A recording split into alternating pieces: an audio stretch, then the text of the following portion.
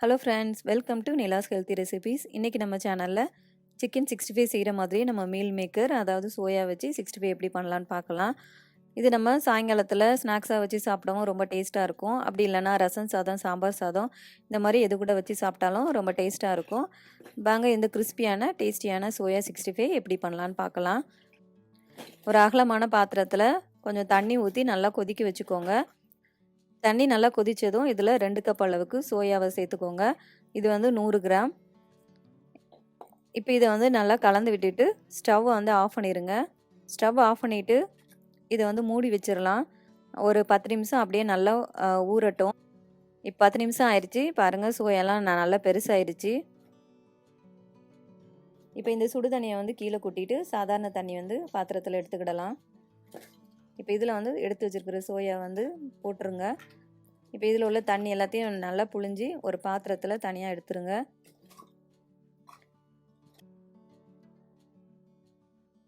இப்போ எல்லாத்தையும் எடுத்தாச்சு. இப்போ பொரிக்கிறதுக்கு தேவையான மசாலா பொருள்லாம் சேர்த்துடலாம்.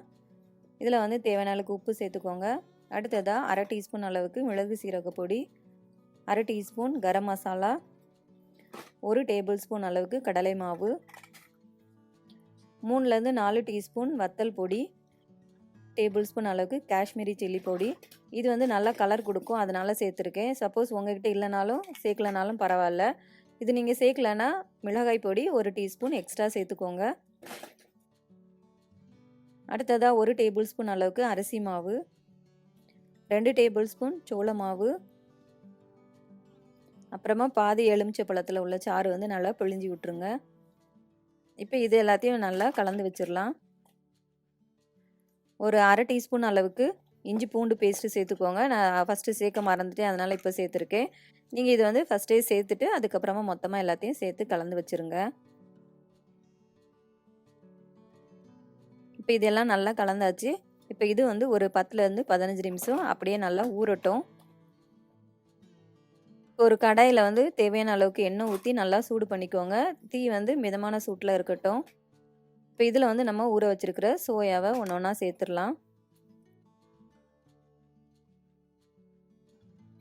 சோயா வந்து எண்ணெயிலேருந்து நல்லா மேலே எந்திரிச்சு வந்ததுக்கப்புறம் இந்த மாதிரி கரண்டி போட்டு அப்பப்போ கொஞ்சம் மாற்றி மாற்றி போட்டுக்கிட்டே இருங்க. அப்படின்னா நம்மளுக்கு 2 சைடும் நல்லா ஒரே மாதிரி நல்லா பொரிஞ்சு வெந்து கிடைக்கும். இப்போ எண்ணெயில் உள்ள சவுண்ட்லாம் ஓரளவு நல்லா அடங்கினதுக்கப்புறம் இதை வந்து நம்ம எடுத்துடலாம்.